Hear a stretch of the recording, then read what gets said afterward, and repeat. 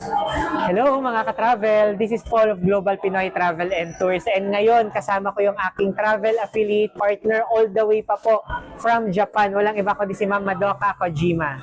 Hello mga travel. So my name po is Madoka at umattend po kami, ka-attend lang po namin ng anniversary event po ng ating company and napaka-sobrang saya.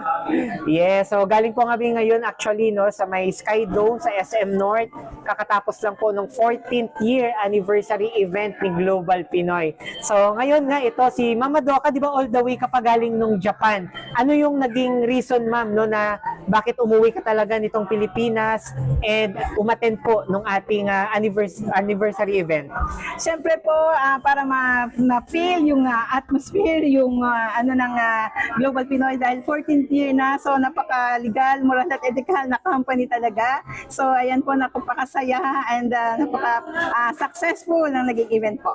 Yes, and alam nyo ba guys, actually si Mama Doka po, through online lang kami nagkita. Ay, hindi pala nagkita, no? Nagkausap 5 years ago. So matanong ko na lang Mama Doka para may idea lang po no, yung ating mga viewers. Kasi for your information guys, si Mama Doka is isa pong business owner all the way from Japan. So franchisee po siya ng isang branch ng 7-Eleven doon. Pero ano ba yung reason ma'am? Bakit nag-start ka din no, or nag-franchise ka, nag-avail ka nitong business natin with Global Pinoy? Ano ba yung nagandahan mo dito?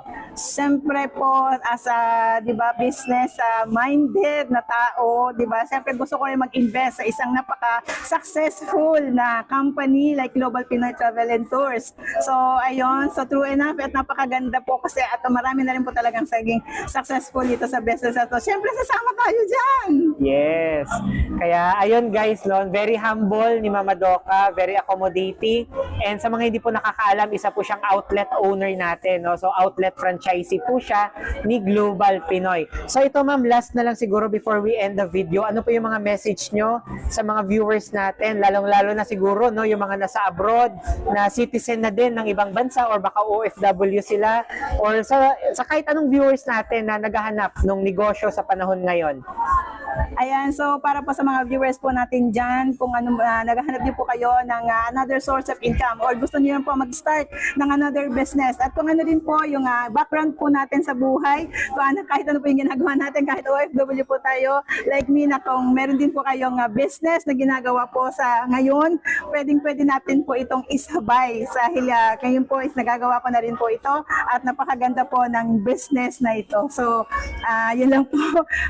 So hope na makasama din namin po kayo and busy rin man po ang mga tao, ano, tayo din po busy po tayo pero kaya